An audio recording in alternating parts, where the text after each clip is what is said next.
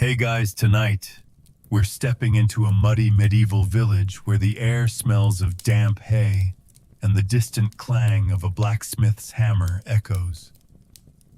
Picture yourself in 14th century France, your boots sinking into the churned-up street as a crowd gathers buzzing with gossip. At the center, a pig snuffling in a makeshift pen about to face a full-blown court trial. Yes, you heard that right. Medieval folks put pigs on the stand, complete with judges and paperwork. This is the bizarre bureaucracy behind medieval pig trials, a tale so absurd it might just bore you to sleep. Fair warning, you probably won't survive the sheer weirdness of this legal circus. So before you get comfortable, take a moment to like the video and subscribe, but only if you genuinely enjoy what I do here. Drop a comment with your city and local time. I'm curious where you're chilling tonight. Now dim the lights, maybe turn on a fan for that soft background hum, and let's ease into tonight's journey together. You're in a village square, the thatched roofs leaning precariously over cobblestone paths. The pig, let's call her Gertrude, is accused of trampling a child, a serious charge in a world where livestock roam free. Mainstream history confirms that animal trials, especially for pigs, were real in medieval Europe, particularly in France and Germany between the 13th and 16th centuries. Courts treated these cases with the gravity of human crimes, complete with witnesses and verdicts. You're squinting at the crowd, farmers, nuns, even a stray dog muttering about justice. It's chaotic, but there's a system here, a bizarre bureaucracy that makes you raise an eyebrow. Here's the quirky tidbit: some pigs were dressed for court. You notice Gertrude's got a crude sackcloth tied around her like a defendant's robe. Scholars say this was to humanize the animal, making the trial feel legit. Historians still argue whether this was pure theater or a genuine belief that pigs could understand justice. You're leaning toward theater because, come on, who's got time to sew a pig costume? You step closer, the pig's grunts mixing with the crowd's chatter. The local bailiff, a guy with a beard like a bird's nest, is shouting for order. He's clutching a parchment, the first hint of the paperwork that'll bury this case in red tape. You're starting to feel the village's rhythm, the mix of superstition and procedure. A scribe's already scribbling notes, and you're wondering how this even got started. Why drag a pig to court instead of, say, just eating it? Joke time: why was the pig trial so loud? Because everyone was hamming it up. You smirk, dodging a stray chicken. The square's alive, but there's a method to this madness, a legal machine grinding away. You're ready to dig into how these courts were set up. But for now, the crowd's hum and Gertrude's snorts settle you into a strange, sleepy calm. You're still in that raucous village square, the snorts of Gertrude the pig and the crowd's murmurs buzzing in your ears. The sun's climbing, warming the damp hay under your boots, and the bailiff's parchment from earlier catches your eye as he waves it like a battle flag. Now you're zooming in on the courtroom itself, well, less a courtroom, more a glorified barn where medieval folks staged these bizarre pig trials. Picture yourself squeezing onto a creaky bench shoulder to shoulder with sweaty villagers as the legal gears grind. It's so formal, yet so absurd, it's like a lullaby wrapped in paperwork. You're inside a timber-framed hall, the air thick with the smell of mildew and livestock. Mainstream history tells us these animal trials, especially in 14th century France, mimicked human courts, complete with judges, witnesses, and sworn oaths. The setup's legit: a raised platform for the judge, a clerk's table piled with inkwells and a pen, where Gertrude's tethered, looking unimpressed. You're half expecting her to plead the fifth. The judge, a dour man in a wool robe, bangs a staff for silence, his authority borrowed straight from human criminal courts. It's a system, and it's weirdly serious for a pig. Here's the quirky tidbit: some courts had animal seating. You notice a cleared space near the pen, roped off like VIP seating, for Gertrude's fellow barnyard pals, maybe to intimidate her, maybe just for show. Scholars say this was to reinforce the trial's gravity, but it's so extra you're stifling a laugh. Historians still argue whether these setups were about justice or crowd control, keeping rowdy villagers entertained. Your team crowd control, because remember that sackcloth on Gertrude? This whole thing screams performance art. You shift on the bench, splinters poking through your tunic. The clerks scribbling, furiously noting every grunt and glare, while witnesses, a farmer, a nun, line up to testify. You're picturing the logistics. Someone had to build this pen, summon the judge, and feed the pig during proceedings. Joke time: why was the courtroom so smelly? Nobody told the pig to shower before trial. You grin, catching a whiff of manure. The process is clunky but deliberate, every step recorded like it's the Magna Carta. You're starting to see the bureaucracy's weight: parchments, seals, signatures, all for a pig. You lean forward, watching the judge squint at a witness. The hall's noisy, but there's a rhythm to this chaos, a dance of rules and rituals. It's soothing, like watching someone sort a massive junk drawer. You're curious about the scribes, now the ones drowning in ink to keep this circus documented. For now, the creak of the bench and the pig's soft snuffles wrap you in a strange calm, nudging you toward sleep. You're still crammed onto that splintery bench in the medieval courtroom. The snuffling of Gertrude the pig, and the judge's stern staff banging from the barn-like hall, lingering in your ears. The air's heavy with the scent of old wood and nervous sweat, and the clerk's frantic scribbling catches your eye, his quill darting like a startled sparrow. Now you're trailing these scribes, the unsung bureaucrats who turned pig trials into a paper-choked saga. Picture yourself peering over their shoulders, watching them drown in ink to record every detail of this swine spectacle. It's so meticulous, it might just bore you into a doze. You're hovering near the clerk's table, where a scribe, let's call him Brother Anselm, is hunched over a parchment, his fingers smudged black. Mainstream history tells us medieval scribes were vital to legal systems, documenting trials with the precision of monks copying scripture. In pig trials, they recorded charges, witness testimonies, and verdicts, creating records that could outlast the village itself. Anselm's parchment lists Gertrude Sow accused of trampling June 1379. You're impressed by the detailed date, crime, even the pig's approximate weight. It's like a rap sheet for bacon, and it's all destined for some dusty archive. Here's the quirky tidbit: some scribes added doodles. You spot a tiny sketch of a pig in the parchment's margin, complete with a grumpy frown.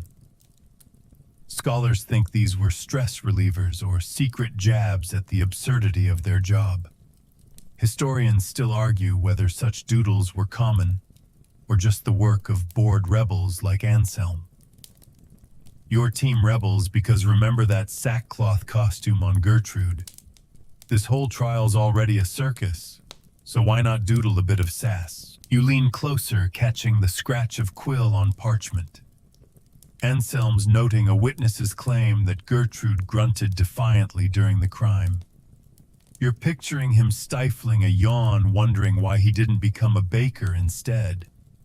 Joke time: why was the scribe so grumpy?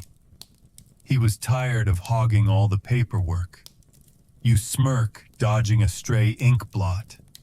The work's relentless, every word, every grunt, every villager's outburst gets logged. Anselm cross-checks his notes against the judge's rulings, ensuring no wedge error, no detail is missed, unlike those typo-riddled Sumerian cards from that other bedtime tale. You wander to another scribe stacking finished parchments like a medieval filing cabinet. The bureaucracy's intents these records might be sent to a regional court or church archive, proof the village followed protocol. It's calming the way each quill stroke builds order from chaos, like sorting laundry on a rainy day. You're starting to wonder what crimes Gertrude's actually charged with. What could a pig do to deserve this? For now, the soft scratch of quills and the courtroom's hum settle you, pulling you deeper into a sleepy fog. You're still lingering in that stuffy courtroom, the scratch of Brother Anselm's quill, and the faint doodle of a grumpy pig on his parchment fresh in your mind. The hall's timbers creak under the weight of the crowd, and Gertrude's snorts punctuate the air, mingling with the musty scent of straw. Now you're diving into the charges pinned on poor Gertrude. What exactly did this pig do to land in a medieval courtroom? Picture yourself as a nosy villager sifting through the accusations with a mix of disbelief and curiosity. It's so outlandish, yet so serious, it's like a sleepy fever dream. You're jostling for a better view as the bailiff reads from a parchment, his voice booming over the crowd's murmurs. Mainstream history tells us pigs were often tried for violent acts in medieval Europe, like trampling or maiming children, because free-roaming livestock were common hazards in villages. Gertrude's charge: she allegedly trampled a toddler in the market, leaving the child bruised but alive. You're picturing the scene, a chaotic square, kids darting around, and Gertrude oblivious chasing a dropped apple. The accusation's grim, but the formality calling it assault in court makes you raise an eyebrow.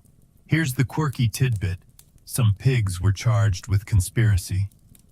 You overhear a witness claim Gertrude colluded with other pigs to wreak havoc, as if they held a barnyard meeting to plot chaos. Scholars say such charges reflected medieval fears of animals as quasi-demonic agents. Historians still argue whether villagers truly believed pigs could scheme, or if this was just legal exaggeration to justify trials. Your team exaggeration, because remember Anselm's pig doodle, nobody's buying that. Gertrude's a mastermind, not with that sackcloth getup. You shift the bench creaking under you as a farmer testifies about Gertrude's menacing grunt during the incident. You're trying not to laugh. It's a pig, not a dragon. The charges pile up, trampling, disturbing the peace, even defiling the market with her presence. Joke time: why was Gertrude's rap sheet so long? She kept bringing home the bacon and trouble. You stifle a chuckle, catching Anselm's eye as he scribbles every word. The accusations sound wild, but they're treated like high treason, each one logged for the judge's verdict. You're starting to see the villagers' fear, their need to blame someone or some pig for life's unpredictability. You lean back, the courtroom's rhythm settling in. The charges are absurd, but the process is rigid, every claim inked into eternity by scribes like Anselm. It's soothing, like watching someone untangle a massive knot, each tug deliberate. You're curious now about the laws behind this. How did medieval folks justify dragging a pig to court? For now, the crowd's low hum and Gertrude's indifferent snuffles wrap you in a strange calm, nudging you closer to sleep. You're still wedged in that creaky courtroom, the echo of Gertrude's conspiracy charges and the bailiff's booming voice ringing in your ears. The air's thick with the smell of damp wool and straw, and the crowd's murmurs rise as the judge glares at the pig's pen. Now you're unraveling the legal code that made these pig trials not just possible but downright official. Picture yourself as a puzzled clerk thumbing through dusty medieval laws to figure out why anyone thought prosecuting a pig was a good idea. It's so convoluted, it might just lull you into a nap. You're hunched over an imaginary ledger. The kind brother Anselm might have referenced its pages brittle and inked with Latin. Mainstream history tells us medieval Europe's legal systems rooted in Roman and canon law sometimes extended to animals, especially in France and Germany, from the 13th to 15th centuries. Pigs like Gertrude were trod under laws treating them as moral agents accountable for crimes like trampling.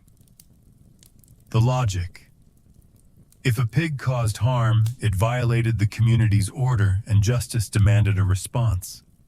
You're squinting at a rule that says animals can disrupt divine harmony, which sounds like something a monk dreamed up after too much ale. Here's the quirky tidbit: some laws required pigs to answer for their actions. You find a clause suggesting the accused animal should be present in court, hence Gertrude's pen, to face the charges, as if she might grunt a defense. Scholars say this mirrored human trials, giving the process a veneer of fairness. Historians still argue whether these laws were enforced consistently or cherry-picked for dramatic cases like Gertrude's.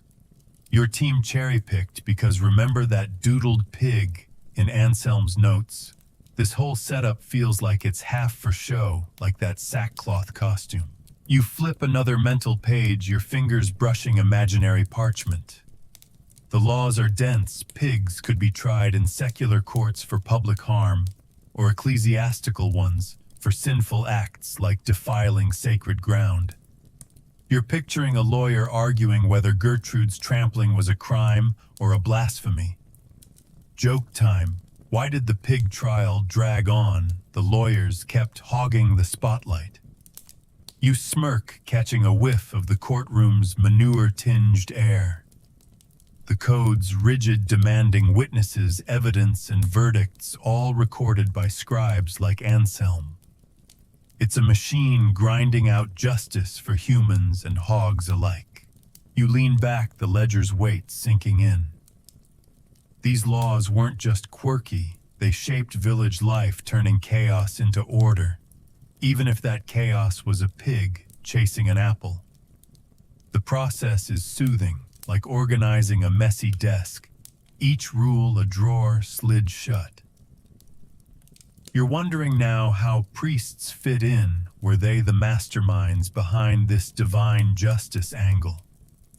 For now, the courtroom's steady hum, punctuated by Gertrude's snorts, wraps you in a gentle fog, easing you toward sleep.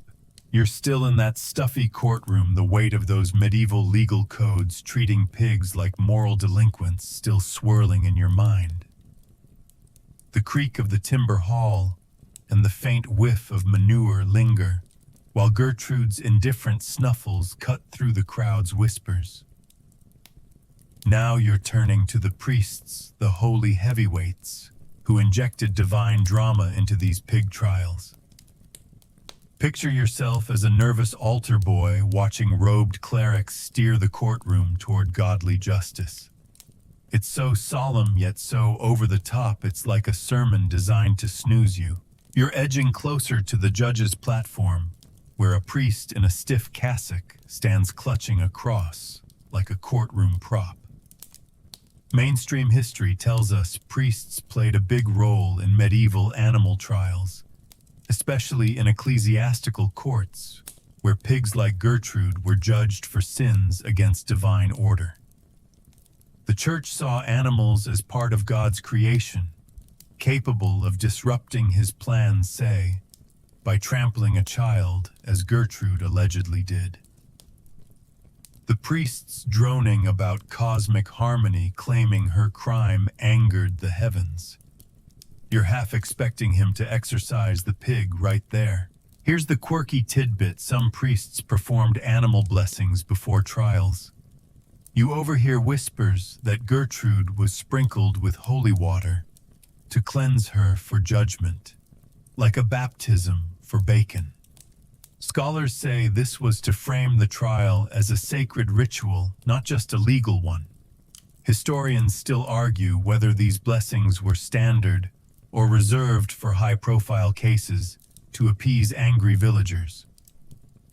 Your team high-profile because remember that conspiracy charge against Gertrude. This trial's already a spectacle complete with her sackcloth getup. You shift, dodging a villager's elbow, as the priest cites scripture to justify the proceedings. He's quoting something about stewardship over beasts, his voice a monotone that could rival a lullaby. You're picturing him and the judge huddling last night, plotting how to spin Gertrude's grunt into a divine affront. Joke time, why was the priest so intense he thought the pig was plotting a hog-ocalypse? You stifle a grin catching Brother Anselm's eye as he scribbles the priest's words. The church's influence is heavy, turning a barnyard mishap into a cosmic battle, all documented with Anselm's obsessive quill. You linger the priest's chants blending with the courtroom's hum. It's oppressive but oddly calming, like a ritual you don't quite understand, but feel in your bones. The bureaucracy, parchments, blessings, divine decrees, holds this chaos together, like knitting a scarf from tangled yarn. You're curious now about the trial itself. How does this divine drama play out in front of the crowd? For now, the priest's low drone and Gertrude's soft grunts settle you, pulling you deeper into a sleepy haze. You're still packed into that creaky courtroom. The priest's droning chants about divine harmony and Gertrude's sinful trampling fading into the background. The air's thick with the scent of candle wax and nervous villagers, and the pig's occasional snort cuts through the tension like a grumpy heckler. Now you're diving into the main event trial day, where this bizarre pig prosecution turns into a full-blown public spectacle.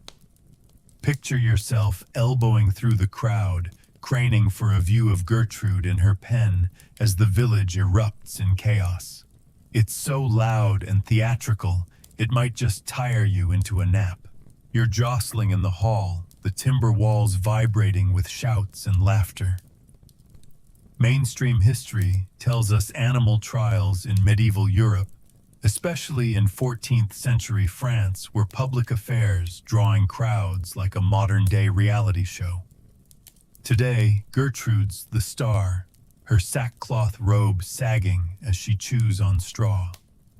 The judge calls for order, but the villagers are hyped. Kids climb beams, farmers wave pitchforks, and a nun clutches her rosary like it's a lifeline. You're caught up in the energy, but it's exhausting, like a festival you didn't sign up for. Here's the quirky tidbit: some trials featured animal props. You notice a cart outside with cabbages and apples, supposedly evidence of Gertrude's market rampage, paraded to rile the crowd. Scholars say these props were to make the trial feel tangible, like a crime scene reenactment. Historians still argue whether this was for legal clarity or pure entertainment, keeping the mob from rioting. Your team entertainment, because remember that holy water sprinkle on Gertrude. This whole thing's a performance down to Brother Anselm's doodled pig. You squeeze closer, dodging a kid tossing pebbles. The bailiff reads the charges again, trampling conspiracy the works, while witnesses take turns exaggerating. One claims Gertrude glared with malice, and you're biting your lip to keep from laughing. Joke time, why was the trial so rowdy? The crowd was pigging out on drama. The judge, sweating in his robe, tries to steer the chaos, but it's like herding cats or pigs. Anselm's scribbling every word, his parchment a lifeline amid the madness. You're picturing the village square later, buzzing with gossip about Gertrude's evil stare. You lean against a post, the spectacle wearing you down. It's chaotic, but there's a rhythm charges testimonies crowd roars, all choreographed by the bureaucracy you've been tracing. It's soothing in its absurdity, like watching a storm from a cozy window. You're wondering now if Gertrude got a defense. Did anyone stick up for this pig? For now, the hall's clamor, spiked with Gertrude's grunts, wraps you in a strange calm, nudging you toward sleep. You're still caught in the whirlwind of that courtroom spectacle. The villagers' shouts and Gertrude's grunts from the chaotic trial day still ringing in your ears. The hall's air is stifling, thick with the smell of sweat and trampled straw, and the judge's gavel while his staff thuds dully against the platform. Now you're zeroing in on the strangest part yet, the defense tactics. Yes, someone's actually trying to defend Gertrude the pig in this medieval circus. Picture yourself as a skeptical onlooker, watching a makeshift lawyer fumble to save a sow's bacon. It's so clumsy and earnest, it's like a bedtime story gone haywire. You're wedged near the front, where a nervous young clerk, let's call him Thierry, stands clutching a crumpled parchment. Mainstream history tells us that in some medieval animal trials, particularly in 14th century France, courts appointed advocates for accused animals to maintain a facade of fairness. Thierry's been roped into defending Gertrude, tasked with arguing she didn't mean to trample that toddler. He's sweating through his tunic, stammering about her gentle nature, while the crowd snickers. You're torn between pity and amusement. Thierry's no Perry Mason, and Gertrude's not exactly helping nosing a turnip in her pen. Here's the quirky tidbit some defenders called character witnesses for animals. You overhear Thierry claim Gertrude's farmer owner swears she's docile as a lamb, never mind her market rampage. Scholars say these testimonies were often comedic, meant to soften the crowd or appease legal protocol. Historians still argue whether defenders like Thierry believed in their cause or were just playing along to avoid trouble. Your team playing along, because remember that cabbage cart evidence from the trial, this whole show's about keeping up appearances like Gertrude's sackcloth robe. You shift the bench, creaking, as Thierry fumbles a point about accidental trampling due to a slippery market street. The judge looks bored, and the crowd jeers, tossing apple cores. You're picturing Thierry last night, pacing his hut, practicing his pig plea to a candle's flicker. Joke time, why was Thierry's defense so weak? He kept getting sidetracked by Gertrude's lunch. You stifle a laugh, catching Brother Anselm's eye as he scribbles Thierry's flailing arguments. The defense is a mess, vague excuses, farmer anecdotes. But it's part of the bureaucracy, every word inked for posterity like those Sumerian scribe typos from another tale. You lean forward, the courtroom's chaos softening. Thierry's trying, bless him, but Gertrude's fate feels sealed. The effort's oddly soothing, like watching someone fold laundry badly, but with heart. You're curious now about the verdict, what happens to a pig after all this. For now, the hall's hum, spiked with Thierry's nervous stammers, and Gertrude's snuffles, wraps you in a gentle fog, easing you closer to sleep. You're still squeezed into that rowdy courtroom. The echo of Thierry's shaky defense for Gertrude the pig fading under the crowd's jeers and the creak of the timber hall. The air's heavy with the scent of sour ale and straw, and the judge's stern glare cuts through the chaos like a blade. Now you're bracing for the climax, the verdict, and the sentences handed down to pigs like Gertrude. Picture yourself as a tense villager hanging on the judge's words, wondering what fate awaits this sow. It's so grim, yet so procedural, it's like a slow drip of chamomile tea for your brain. You're gripping the bench, the wood worn smooth by years of anxious hands. Mainstream history tells us medieval animal trials in Europe, especially in 14th century France, ended with formal verdicts, guilty or not guilty, followed by punishments mirroring human penalties. The judge clears his throat, declaring Gertrude guilty of trampling and disrupting village peace. The crowd roars, some cheering, others muttering about curses. You're not surprised. Thierry's docile lamb defense didn't stand a chance. The sentence execution by hanging, to be carried out at dawn. You wince picturing Gertrude's sackcloth flapping in the breeze.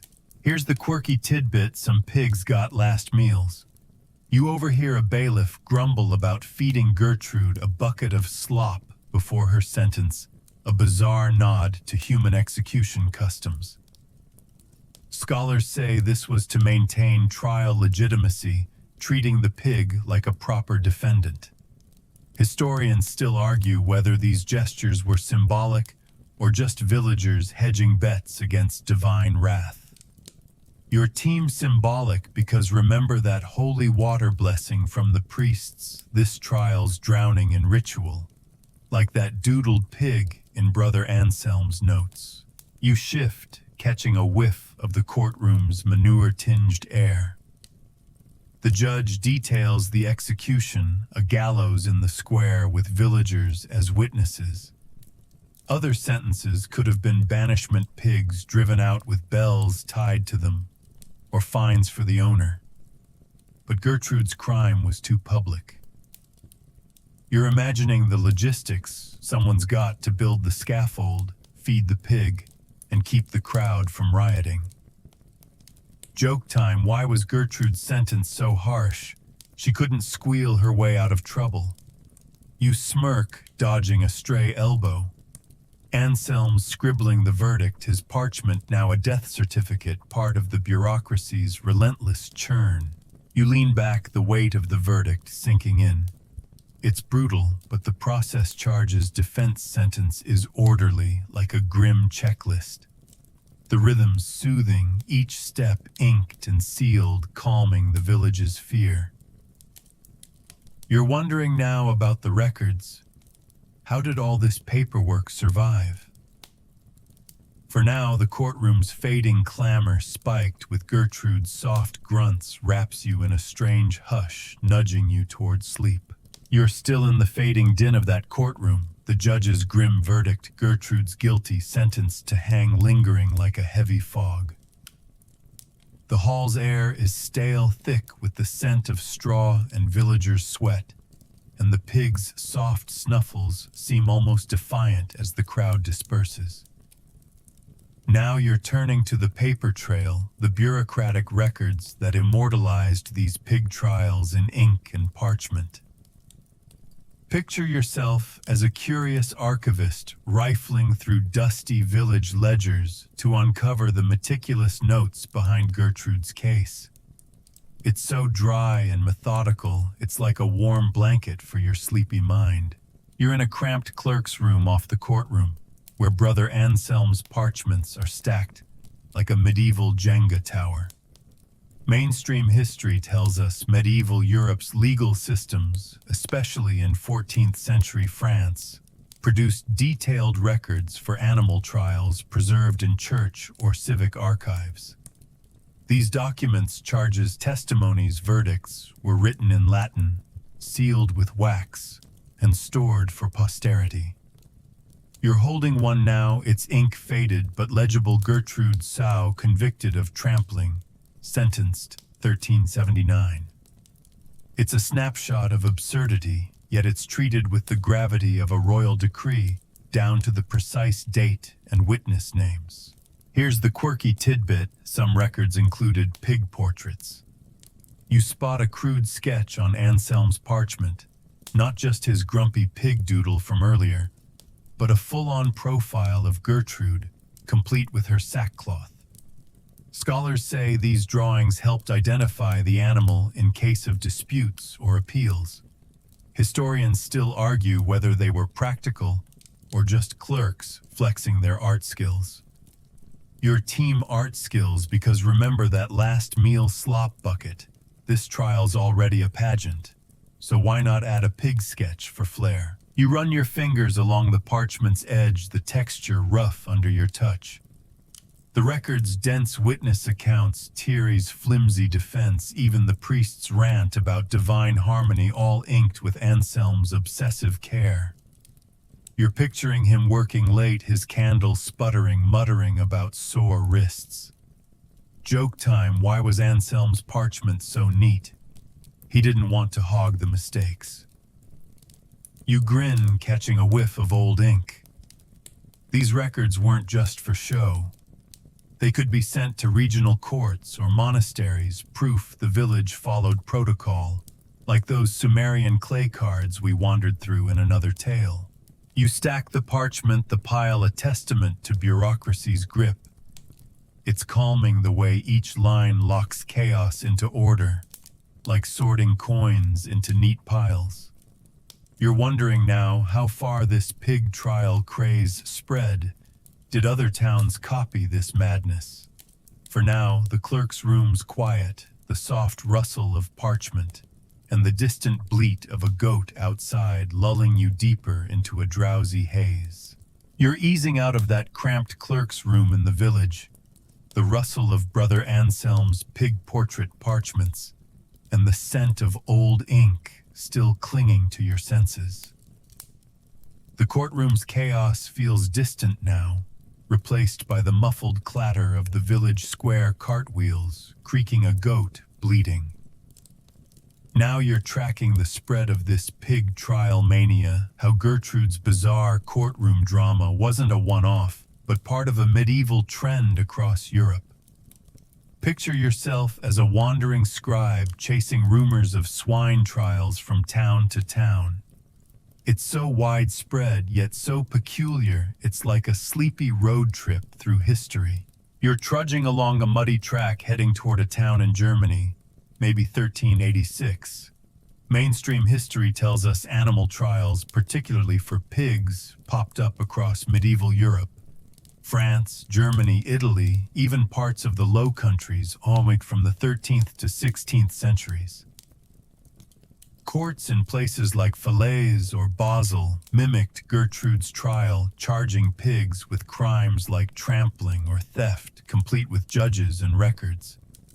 You're hearing tales of a sow in Savoy, executed for eating a baby, her trial packed with as much pomp as Gertrude's.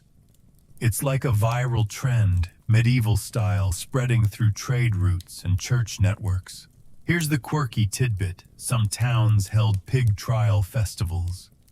You stumble into a village where the trial's a full-blown event, with vendors selling roasted apples and kids reenacting the pig's crime in the street. Scholars say these festivals turned justice into entertainment, boosting local morale. Historians still argue whether this spread was driven by legal zeal or just villages copying each other to one-up their neighbors. Your team copycats, because remember that cabbage cart evidence at Gertrude's trial. These towns loved stealing each other's theatrics, like that sackcloth costume fad. You pause at a tavern, eavesdropping on travelers swapping trial stories. A merchant from Flanders mentions a pig banished with a bell around its neck. Another fined its owner a year's wages. You're picturing Brother Anselm types in every town, scribbling records, their parchments piling up like medieval spam mail. Joke time, why did pig trials go viral? They were the hottest thing since sliced bread or sliced bacon. You smirk, sipping watery ale. The bureaucracy's the same everywhere, charges, witnesses, verdicts inked and sealed, tying villages to a shared absurd system. You lean against the tavern wall, the road's dust settling on your boots. The mania's wild, but there's a rhythm to its spread, like gossip rippling through a group chat. It's soothing, each trial a predictable beat in a bizarre song. You're wondering now if anyone pushed back. Did skeptics ever call this nonsense out? For now, the tavern's low hum and the clink of mugs wrap you in a gentle calm, nudging you closer to sleep. You're leaning against that tavern wall, the clink of mugs and the dusty road to that German village still buzzing in your mind, tales of pig trial festivals echoing like medieval gossip. The air's sharp with the scent of wood smoke and sour ale, and a chilly breeze tugs at your cloak as you step back into the village's rhythm.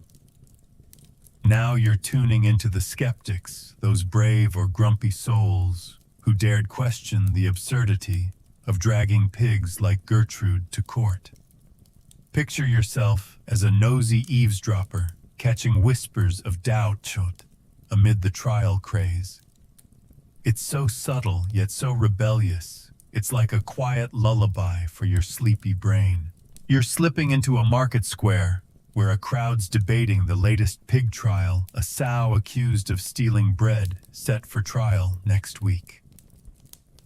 Mainstream history tells us that while animal trials were widespread in medieval Europe, especially in the 14th and 15th centuries, not everyone bought the hype. Some scholars, clerics, and even farmers voiced doubts, calling the trials wasteful or illogical. You overhear a grizzled merchant muttering that hanging pigs won't undo a trampled crop. He's got a point, and you're nodding along, dodging a cart of turnips. These skeptics were outliers, but their grumbles chipped away at the system's legitimacy. Here's the quirky tidbit: some skeptics used satire. You spot a crumpled pamphlet passed under a stall, with a mock pig defense speech claiming the sow was framed by jealous cows. Scholars say such writings, often anonymous, poked fun at trial bureaucracy to avoid church backlash. Historians still argue whether these critiques swayed public opinion or were just elite snark ignored by most villagers. Your team snark, because remember that pig portrait in Brother Anselm's records? This whole thing's ripe for mockery, like Gertrude's holy water bath. You weave through the market, catching more whispers. A monk argues trials divert funds from alms, while a widow scoffs that pigs can't sin. You're picturing them at Gertrude's trial, rolling their eyes as Thierry fumbled her defense. Joke time: why did the skeptic hate pig trials? They were tired of justice going to the hogs. You grin, brushing mud off your boots. The doubts are quiet but persistent, like cracks in a wall. They don't stop the trials. Anselm's still out there inking verdicts, but they plant seeds hinting at a shift in thinking. You pause by a fountain, the water's trickle blending with the market's hum. The skeptics' voices, though faint, are soothing, like a friend questioning your weirdest habits with a smile. The bureaucracy's still chugging parchments, seals, executions, but these doubts add a human layer, a flicker of reason. You're curious now about the cost, who paid for this pig trial madness. For now, the square's fading chatter and the fountain's soft splash wrap you in a gentle haze, easing you towards sleep. You're still by that trickling fountain in the market square, the skeptics' hushed grumbles about pig trials fading into the clatter of carts and the sharp tang of wood smoke. The village feels alive but strained, its cobblestones worn from endless debates and trials. Now you're digging into the economic side, the cold, hard coin behind prosecuting pigs like Gertrude. Picture yourself as a penny-pinching treasurer poring over ledgers to uncover what this bizarre bureaucracy cost the village. It's so number-crunchy and tedious, it's like a warm mug of boredom to sip before bed. You're hunched in a dim clerk's office, a candle flickering over a ledger that smells of mildew. Mainstream history tells us medieval animal trials, common in 14th century Europe, weren't cheap courts, needed funds for scribes, judges, executions, and even the pig's upkeep during proceedings. Your ledger lists expenses for Gertrude's trial parchment, for Brother Anselm's records, wages for the bailiff timber for the gallows, and a bucket of slop for her last meal. It's a small fortune enough to fix the village well or feed a dozen families. You're wincing, imagining the tax collector's grim face as he squeezes villagers for extra silver. Here's the quirky tidbit: some towns charged pig fines to spectators. You find a note about a halfpenny fee to watch Gertrude's trial, like a medieval pay-per-view event. Scholars say this offset costs, but also turned justice into a side hustle. Historians still argue whether these fees covered expenses or just enriched local officials. Your team's side hustle, because remember those pig trial festivals? Villages loved milking the drama like that cabbage cart parade for Gertrude's case. You flip a page, the numbers blurring. The judge's robe, the priest's candles, even Thierry's pitiful defense all build to the village. You're picturing Anselm scribbling these costs with his doodled pig staring from the margin, probably wondering why he's not a cobbler instead.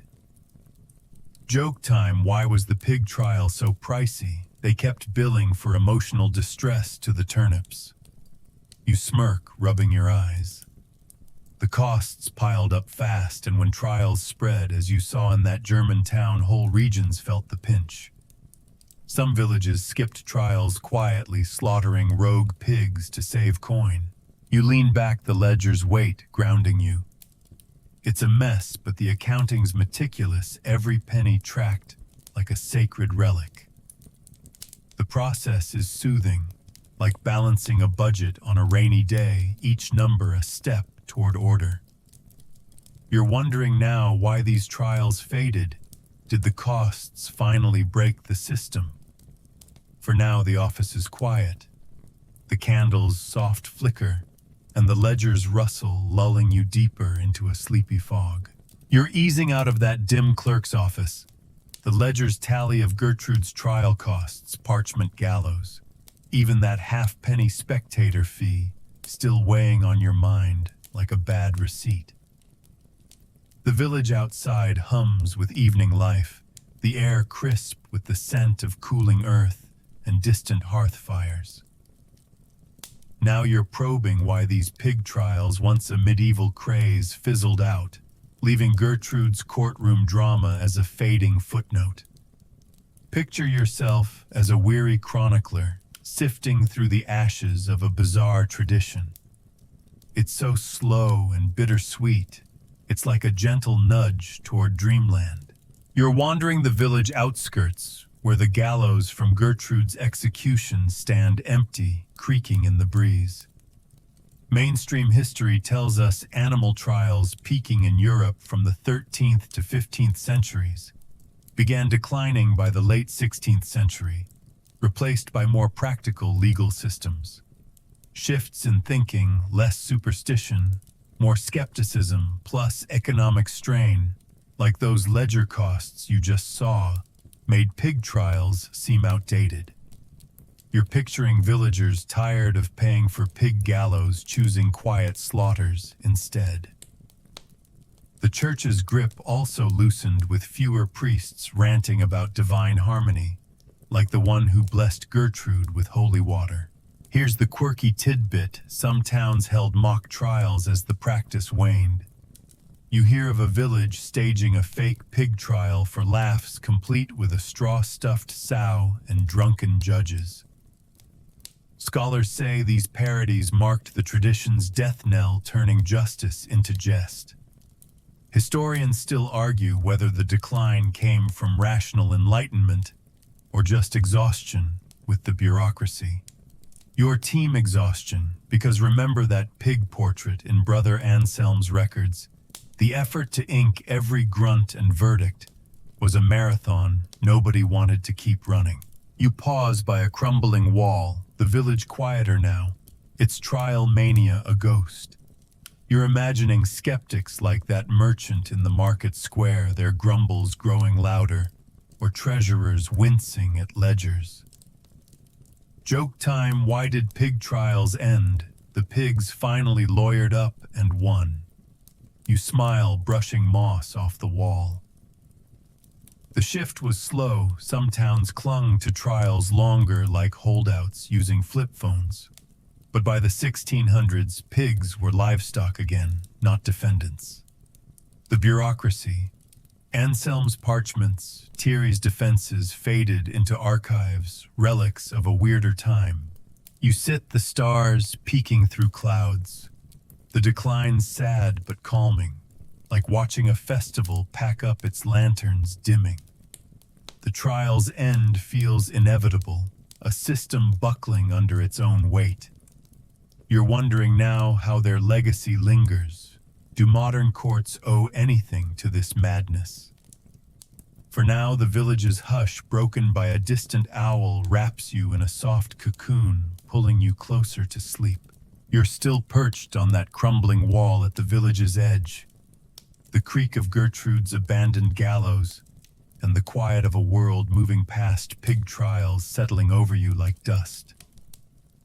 The night air is cool, tinged with the scent of damp grass and fading hearth smoke, and the stars above flicker like distant memories of Brother Anselm's inky parchments. Now you're tracing the faint echoes of these bizarre trials, connecting their quirky bureaucracy to the legal quirks of your modern world. Picture yourself as a time weaver threading medieval swine justice to today's courtrooms. It's so vast yet so gentle, it's the perfect drift into your bedtime haze. You're strolling an imaginary path from that 14th century village to a 2025 courthouse. Its fluorescent lights a far cry from the courtroom's candlelit chaos. Mainstream history tells us medieval animal trials like Gertrude's shaped early legal systems by cementing ideas of accountability and procedure, even if applied to pigs. You're picturing a lawyer today filing motions with the same obsessive care as Anselm's verdict records, or a judge demanding order like that staff-banging magistrate. The DNA of those trials, paper trails, formal charges, public spectacle lives in modern courts, from small claims to high-profile cases, though thankfully sans sackcloth-clad sows. Here's the quirky tidbit: some modern laws still nod to animals. You're thinking of pet custody battles or ordinances fining owners for loose dogs, faint cousins of Gertrude's trampling charge. Scholars say these reflect the same urge to control chaos through rules, a legacy of medieval bureaucracy. Historians still argue whether pig trials directly influenced today's legal frameworks, or just mirrored universal human instincts for order. Your team instincts, because remember those Sumerian clay cards from another tale? Humans love cataloging chaos, whether it's tablets or guilty pigs. You pause, imagining a clerk today digitizing case files not unlike Anselm's pig portraits or Thierry's doomed defense. It's comforting, this thread of fussiness across centuries. Joke time, why do courts love paperwork? They're still hog-tied to medieval habits. You smile, the village fading into a mental blur. The trial's absurdity cabbages as evidence, holy water blessings feels distant, but their spirit that need to organize the mess of life hums in every legal app or docket number. You're ready to let the story rest the stars above a quiet promise of sleep. Wind down. You're sinking into the night now, the village's cobblestones and Gertrude's snuffles dissolving into a soft, starry haze. The trials with their parchments and priests drift away, leaving only a whisper of human quirks, our need to tame the wild, to ink order onto chaos. You're safe here, cradled by time's long arc, where pigs and people, scribes and skeptics weave a tapestry of gentle absurdity. The air grows lighter, the gallows creak fades, and your breath slows, matching the rhythm of a distant breeze. Let the details slip, charges, ledgers, verdicts, and feel the calm settle deep. You're floating, carried by history's quiet hum, toward a vast, tender sea of rest. Sleep now softly as the stars keep watch.